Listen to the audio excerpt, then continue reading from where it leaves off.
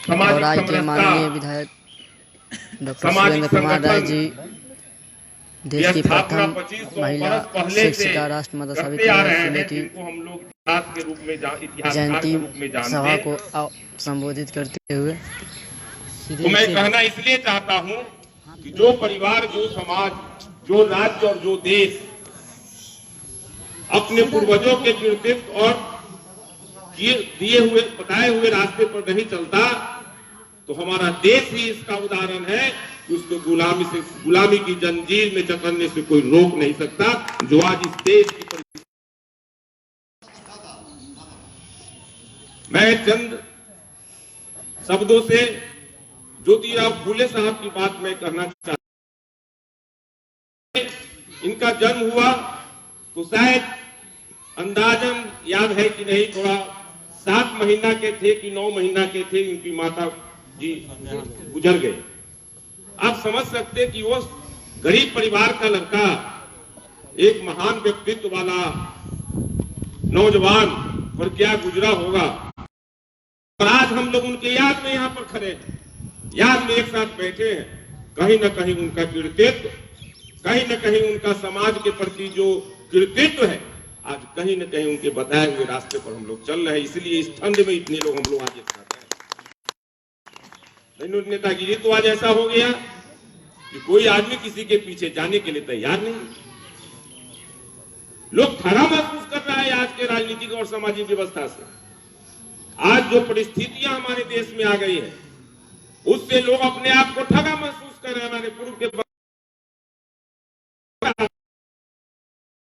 ये तो एक उदाहरण, एक तो बहाना है, केवल सत्ता पर काबिज कैसे रहना है, ये एक जुमला है, एक बहाना है, एक फॉर्मूला है जो देश को बांटेगा, समाज को बांटेगा, परिवार को कंफ्यूज करेगा। लेकिन महात्मा ज्योतिराव फूले साहब की मां जब स्वर्गवास हो गई, उनका लालन पालन कोई एक बाई थी, क्या नाम था उनका याद नहीं पड़ रहा है, सगुना बाई, उनका लालन पालन की। और प्रतिभा परिवार और किसी समाज और किसी जाति का मोहताज नहीं होता। इस पर जो लीलाट पर जो चमक होता, कहीं न कहीं भगवान उसको रास्ता प्रशस्त कर देते। कैसे कैसे करके इन्होंने ज्ञान अर्जन किया और कड़ी मेहनत से इन्होंने 5 वर्ष में सारा अपना जो पठन पाठन है, डिग्री प्राप्त करने का लोग, समय के राजा महाराजा कुछ ऐसे लोग थे जिनको सहयोग मिला और इनको आगे बढ़ाया, विदेश गए। अब समझ सकते हैं कि उस समय की परिस्थितियां कैसी थी। जब स्कूल में जाते थे पढ़ने के लिए, लेकिन इनके नजदीक में कोई अछूत है, छुआ जाए, टीचर जब इनको बुला करके कुछ समझाते तो सारे जो रहते उस समाज के लोग, जो संभ्रांत परिवार के लोग हुआ करते थे, इनको अछूत समझता था। फिर भी कहीं से कैसे करके अपना ये डिग्री प्राप्त किए। इनकी शादी हुई, वो भी बेचारी अशिक्षित थी, कैसे कैसे उनको करके इनको ने पढ़ाए और प्रथम महिला शिक्षिका ट्रेंड इस देश में अगर गौरव प्राप्त हुआ है तो सावित्रीबाई फूले जी को।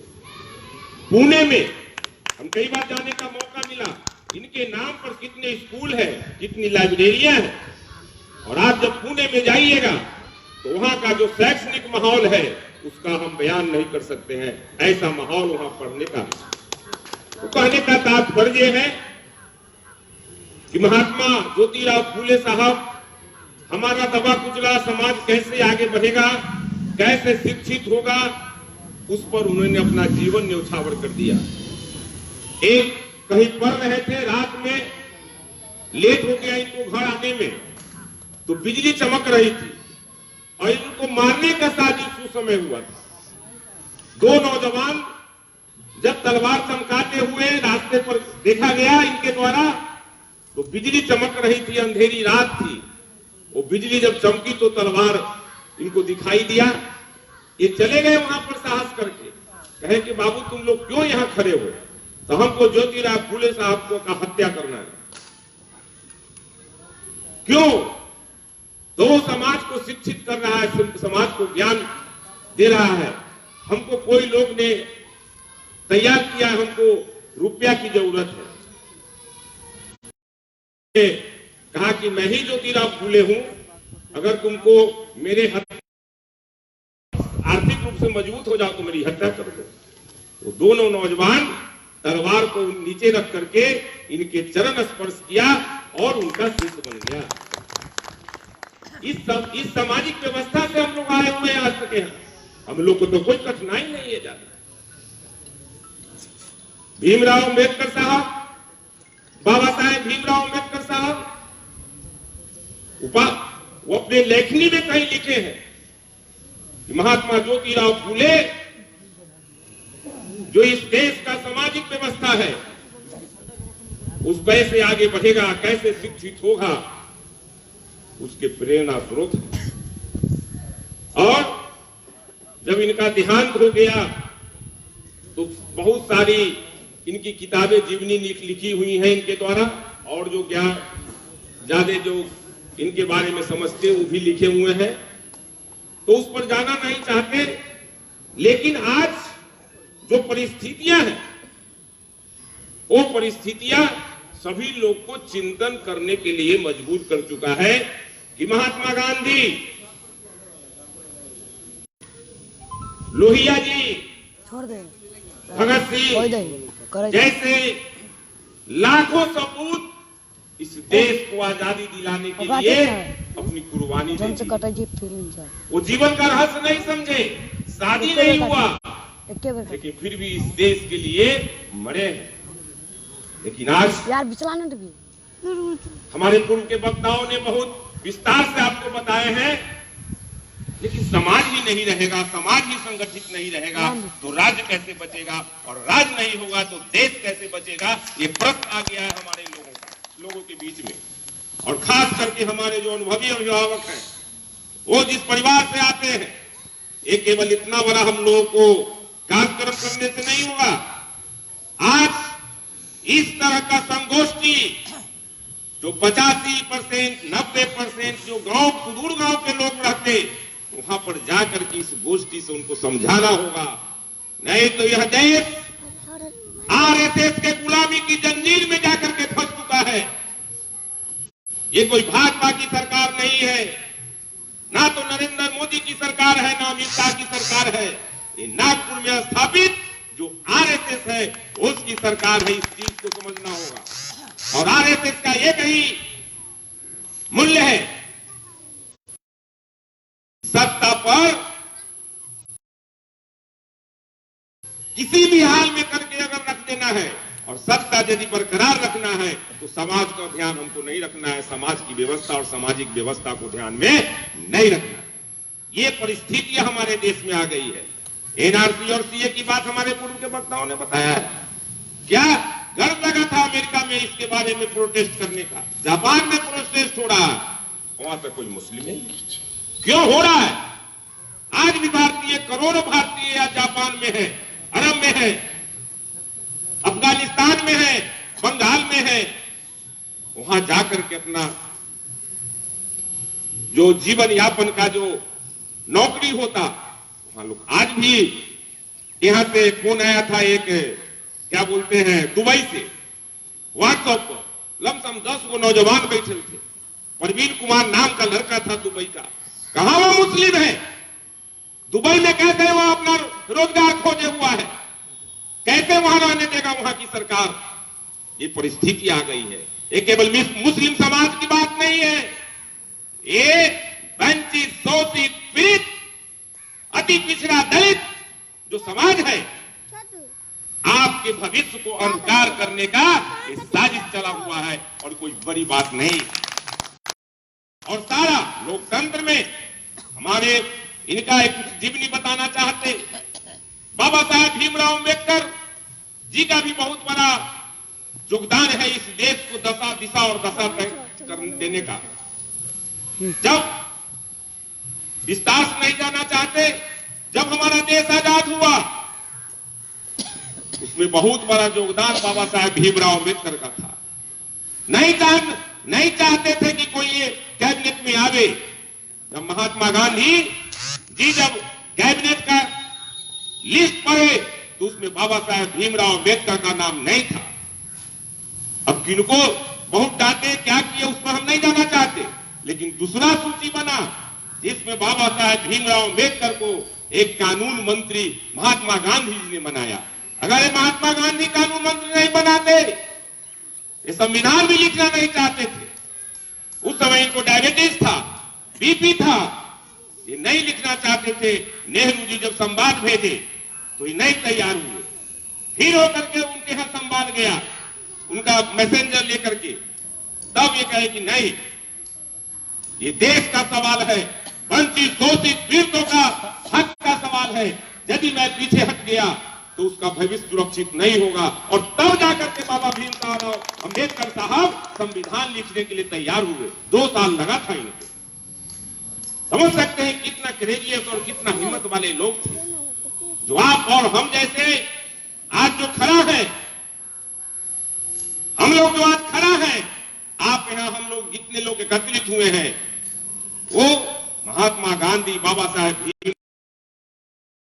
हम लोग एक साथ बैठे हुए हैं। इस चीज को समझना होगा।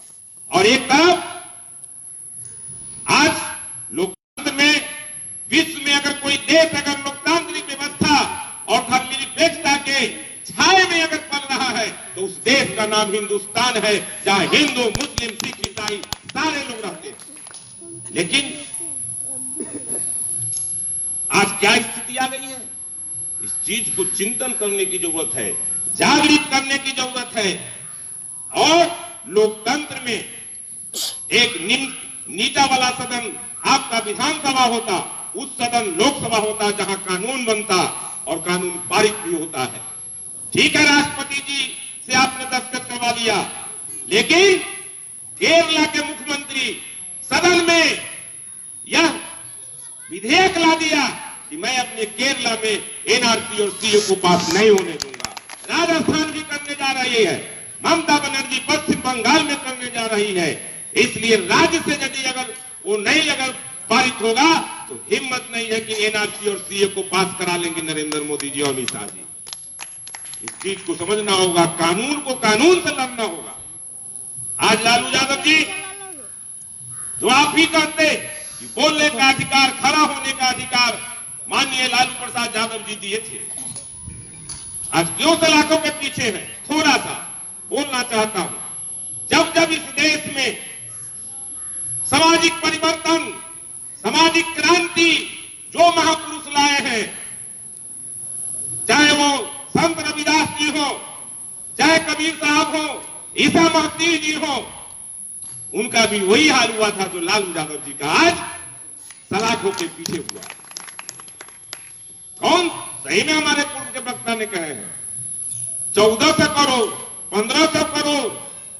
हमारे सबको साहब विस्तार से आपको बताए हैं कि जो आप 15% लोग हैं, जिसका तादाद 1 करोड़ 30 लाख है, उसके पास आज 80% संपत्ति है, और आपके पास कितना संपत्ति है तो समझ सकते हैं।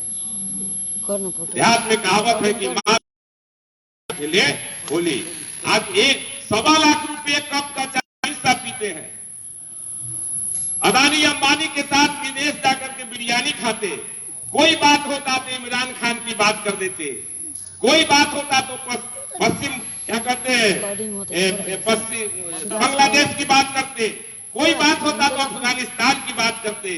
अरे नरेंद्र मोदी जी, यह देश सूफी संतों का देश रहा है, और आज भी है मातृभूमि सूफी संतों का। अगर आप यह देश को अगर आप गुलाम करना चाहते हो तो मातृभूमि में इतनी शक्ति है कि जब अंग्रेज जैसे लोगों को यहां से खदेड़ के बिलगा दिया, जब इस देश की जनता और जो क्रांति का आग लपट सत्ता परिवर्तन के लिए होगा, आप हेलीकॉप्टर से घूमते रह जाओगे, लेकिन आपको सत्ता में कोई आने से, सत्ता में आ ही नहीं सकते, कोई ला भी नहीं सकता। इसलिए हम लोग इसलिए इस बात को आज याद कर रहे हैं कि लोकतांत्रिक व्यवस्था में आप और हम के पास, हमारे पास एक सबसे बड़ा बहुमूल्य शक्ति है वो आपका वोट है।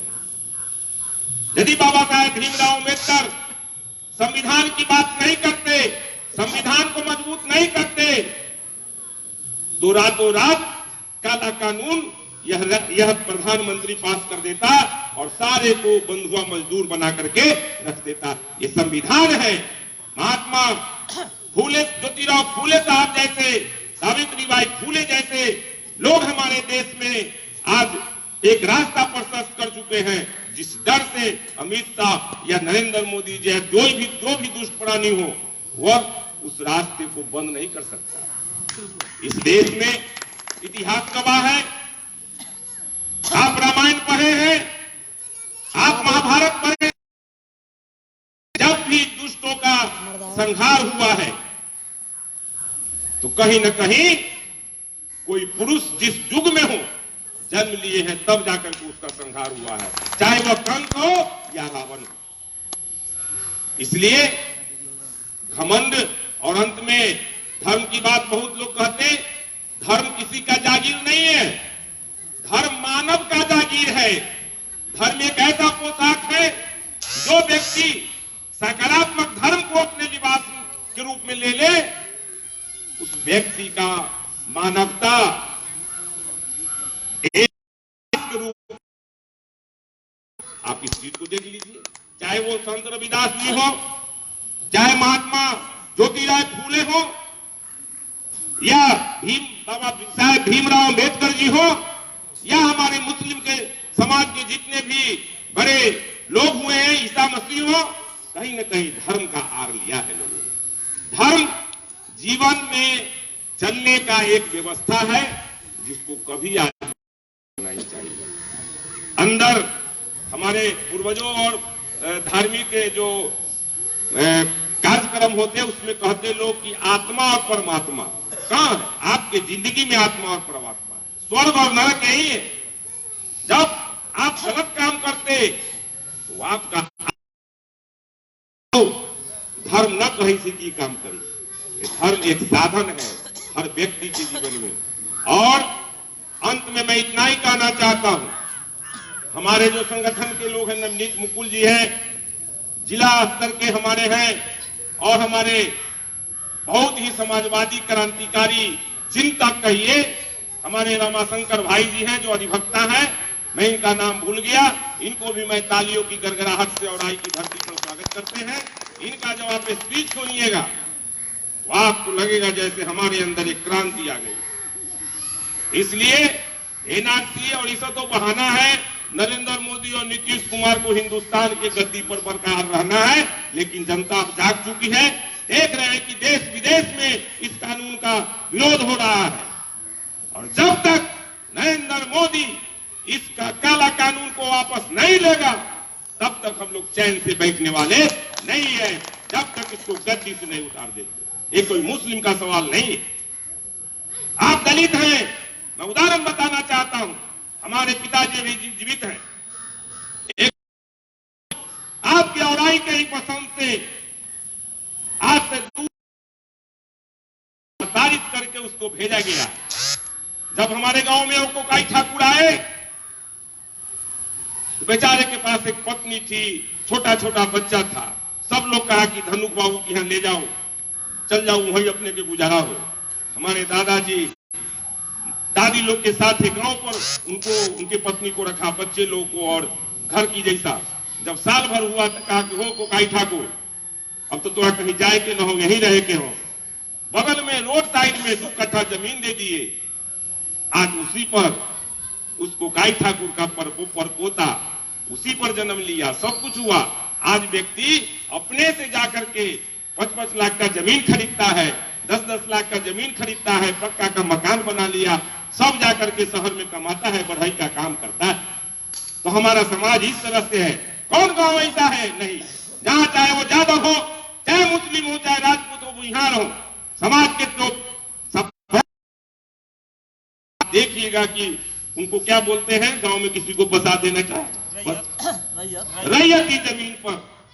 आज ये काला कानून मुस्लिम, ये काला कानून कोकाई ठाकुर जैसे लोगों को तबाह कर करेगा, राम बदन राम जैसे लोगों को तबाह करेगा, रंजीत पासवान जैसे लोगों को तबाह करेगा।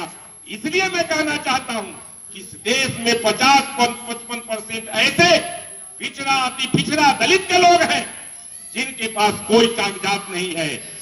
आप राघोपुर, चैनपुर चले जाओ, चैनपुर गांव में माझी समाज के लोग को बसाया गया था।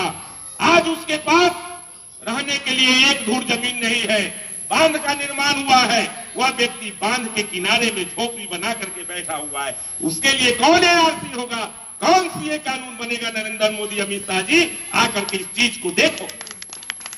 हिंदू मुस्लिम करते इस देश को आजादी देने के लिए कौन थे मुस्लिम जो अपने उनके दोनों बेटा को कत्लेआम कर दिया अंग्रेजों ने? बहादुर शाह जफर ने।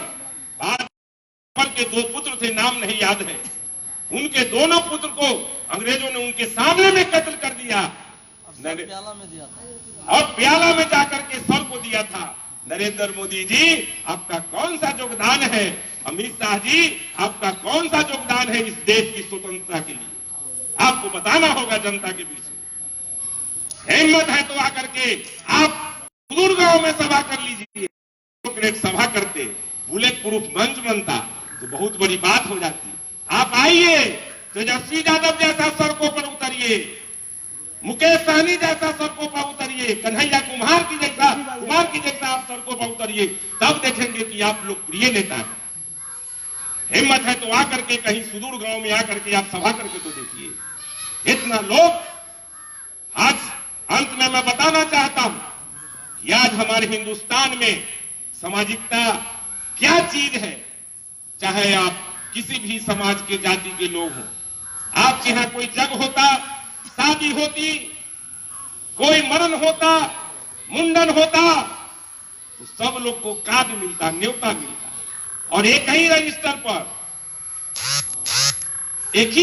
पर राम बाबू मीसी, ललित शाही, कौन ठाकुर जी, कौन यादव जी, कौन पानी जी, राम जी, पासवान जी, माझी जी, ठाकुर जी, ये सब लोगों का चुमावन लिखा था। 50 रुपया, 51 रुपया, 10 रुपया। नरेंद्र मोदी जी, हिंदुस्तान का सामाजिकता उस रजिस्टर पर लिखा हुआ है। तुम्हारा एनआरसी और सीए से वो सामाजिकता नहीं दरकने वाला है। इसलिए हम फूले समाज के लोगों को अपनी तरफ से हार्दिक अभिनंदन और स्वागत करते हैं। और मेरा सलाह है, ऐसा संगठन सुदूर गांव में जहां झोपड़ी है, जहां लालटेन जलता, वहां जाकर के 10 आदमी जाकर के उनको, जो बुद्धिजीवी लोग हैं, जिस तरह महात्मा ज्योतिराव फूले, सावित्रीबाई फूले और बाबा साहब भीमराव अम्बेडकर जैसे लोग वंचित, शोषित, पीड़ितों को एक दिशा और दशा दिया, वो आज आपके हिंदुस्तान में उसकी जरूरत है। चाहे आप अपने भाषण से कहिए या अपने लेखनी से कहिए, जन जागृति जरूरी है। ये देश फिर गुलामी की जंजीर में फंसने के किनारे पर जा चुका है। हमारे मीडिया के साथ ही आए हैं, फिरोज जी हैं, संजू जी हैं। ये हमारे लोकतंत्र का चौथा स्तंभ है। बहुत लोग बहुत बात बोलते, लेकिन आज समाज नहीं रहेगा, आज आपका राज्य नहीं रहेगा, आपका देश नहीं रहेगा। आप गुलामी की जंजीर में आप जकड़ जाओगे। कौन सा पत्रकारिता गिरी करेगा? कौन सा मुख्यमंत्री बनेगा? कौन सा प्रधानमंत्री बनेगा? इसलिए इस बात को ख्याल रखना है। हिंदू मुस्लिम में आपको वह गुमराह कर रहा है। ये हिंदू मुस्लिम का सवाल नहीं है। 50%, 55% जो वंचित, शोषित, पीड़ित, दलित, अति पिछड़े लोग हैं, जिनको आज भी हम गांव में जाते 5 दूर जमीन है, नहीं है तो है, उस पर वह बसा हुआ है। एक ही झोपड़ी है, उसमें अपने भी रहता, पत्नी भी रहती, बेटियां भी रहती, और छोटी छोटी बकरियां और माल जाल भी उसी में रहता। और आप कहते नहीं चलने को। इसलिए बहुत बहुत हम इस कार्यक्रम से प्रफुल्लित हैं। और नवनीत कुमार मुकुल जी, जो एक हमारे नौजवान साथी हैं, इन्होंने हमारे आवास पर जाकर के इस बात को बहुत सारी बातें करते हैं कि नहीं आप करिए, और इसका मुकुल जी आपका जिम्मेवारी है, जो भी सहयोग करना होगा मैं करूंगा, और इसको पंचायत स्तर पर, गांव स्तर पर जन जागृति करने की जरूरत है, जिसमें सभी समाज के लोग हों, अति पिछड़ा हो, दलित हो, सब लोग इस चीज को जानकारी लेकर के, आप जितना जानकारी ले लिए, आपके पास जितना जानकारी है वक्ता के पास है, हमारे धोती वाले गमछा वाले को नहीं है, झोपड़ी वाले को नहीं है, उनको जाकर के आरएसएस वाला कहेगा मोदी गए तेल को। आई बोल रहे थे दीपक साहनी जी, आई कितना 40 रुपये पेट्रोल डीजल आज कितना चला गया, 400 रुपये कुछ सिलेंडर मिलता था गैस का, आज हमको लगता है 900 कुछ हो गया, ब्लैक से लीजिएगा तो 1200-1300। प्याज बताइए, प्याज वाला हमारे चाचा जी किरानी से याद कर दिए, जो कौन भाजपा के नेता है प्याज के बारे में स्टेटमेंट दिए कि हमारे भाजपा के लोग प्याज नहीं खाते, आप प्याज नहीं खाइएगा, लेकिन हमारा जो यजुर्वेद है वो बताया है कि प्याज और लहसुन से कोलेस्ट्रॉल कम होता है। ठीक है, आप प्याज नहीं खाइए, 2 साल आप रजिस्टर पर लिख करके जनता को कहिए कि हम प्याज नहीं खाएंगे, आपको बीपी या शुगर सब हो जाएगा, आप अपने चले जाइएगा इस दुनिया से। बताइए महिला प्याज माने जहां आधा किलो प्याज यूज किया जाता था सब्जी में या भोज्य पदार्थ में, लोग एगो यूज करता है, वो भी नहीं। अभी 120 रुपये चल रहा है, कहीं कहीं 200 रुपये, ये कोई बड़ी बात नहीं है। प्याज भी स्टॉक में है, सब कुछ स्टॉक में है। ये जो 900 रुपये आपको दिया है सिलेंडर पहला बार, देखो देहात में कहावत है दाल में काट लो, है ना, देहात में हाथ में दियो और दाल में काट लियो। एक तरफ बता रहा है कि हम गैस आपको दे रहे हैं, एक तरफ अदानी अंबानी जैसे जो व्यापारी है वो सारा स्टॉक कर लिया है प्याज, और वो चुनाव में जो कितना लाख करोड़ 76,000 करोड़ रुपया भाजपा वाला जो पंप किया था रुपया क्षेत्र तक देहात में, बदला कहां सधाएगा, करेगा मोदी। नोटबंदी किए तो 14 में चुनाव हुआ था, पहला 14 में हुआ था तो नोटबंदी किए, काला धन लाएंगे, 2 करोड़ नौजवानों को साल में नौकरी देंगे। हमारे वक्ता साहब बोल रहे थे, आज आपके गांव में बहुत सोचने वाला बात है, लोग से कोई लोग अपना बेटा के बेटे, आज खिचड़ी योजना क्या है, आज सुरेंद्र यादव का बेटा या कोई मुख्यमंत्री का बेटा या कोई आईएएस अफसर का बेटा क्या उस खिचड़ी वाले स्कूल में पढ़ता है क्या? समान शिक्षा पद्धति इस देश को ये कौन किया था? चलिए पीछे, जिस समय भाजपा की सरकार हुई थी, सर्व शिक्षा अभियान लाए थे विश्व बैंक का, उस समय 2 काला कानून उन्होंने पारित किया था, स्कूल में खिचड़ी योजना और दूसरा कौन योजना याद है आप लोगों को? नहीं याद है कि अगर बच्चे छात्र छात्राओं को अगर प्राइमरी स्कूल में कोई टीचर अगर छौंकी से मारेगा तो उसको FIR होगा, उस पर सजा हो जाएगा। लेकिन मेरा रिसर्च है, परिवार में यदि आपका डर और लिहाज, आपके बच्चे अगर नहीं मानते, आपके परिवार में अनुशासन नहीं होगा, कभी नहीं हो सकता है। हम लोग भी बड़े थे उसी स्कूल में जिसमें मास्टर साहब लोग मारते थे छड़ी से, कोई मैच नहीं बनता था तो इसमें लाल बोबड़ा उगड़ जाता था, डरते थे उससे। नाश, किताब खत्म है, पढ़ाई खत्म है, टीचर नहीं है, एक टीचर को मिल रहा है 60,000 65,000 वेतन, आइए वो टीचर को बेचारा को घुसुकते 2,000 से 18,000 की 19,000 पर गया है। उसको ऐसे समझिए कि आपके दरवाजे पर अगर 2 हाथी है, एक हाथी को आप पूरा दाना पानी दीजिए, अब उसी के बगल में एक हाथी को नहीं दीजिए, वो सनकेगा कि नहीं सनकेगा? आज वही हाल हो गया है और सनकना होगा हम लोग। आप अपने 2 बच्चे को, एक बच्चे को खूब व्यवस्था से पढ़ाइए, दूसरे बच्चे को नहीं पढ़ाइए, कल हो के आपका घर बंटवारा हो जाएगा। इसलिए समान विचारधारा का यह देश रहा है, सामाजिक समरसता का रहा है, जिसको धर्मनिरपेक्षता कहते हैं। हिंदू मुस्लिम सिख ईसाई हम सब भाई भाई, जिसके नायक की याद में हम लोग आज खड़े हैं। महात्मा ज्योतिराव फूले जी हो, उनकी धर्मपत्नी सावित्रीबाई फूले जी हो, या बाबा साहेब भीमराव अम्बेडकर जी हो, इस चीज को याद करिएगा कि जरूर अपने बच्चे को इतिहास से करके आपका परिवार, आपका समाज सुरक्षित रहेगा, सुगठित रहेगा, सुशिक्षित होगा। इन्हीं चंद शब्दों के साथ मैं अपनी बात समाप्त करता हूं।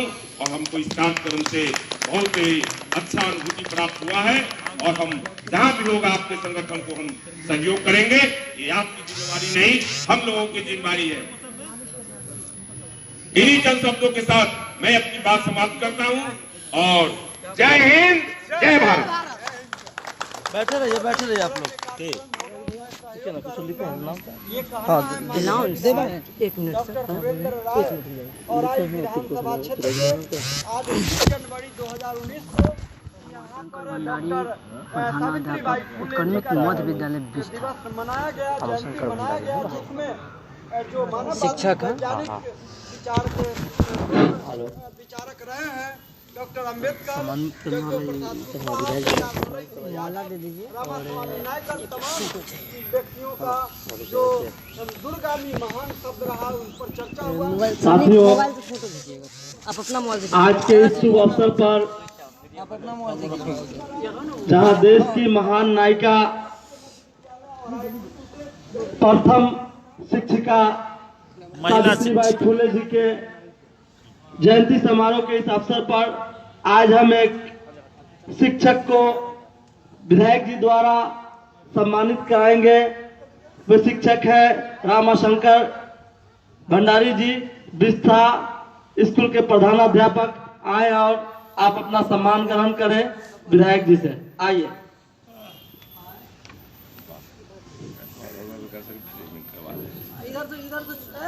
इधर से खींचो। आइए आइए, आप लोग तालियों से इनका अभिनंदन करें।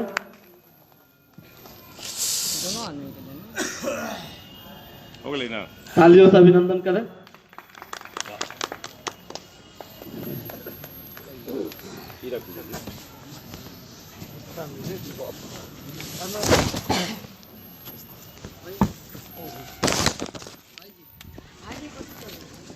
और आज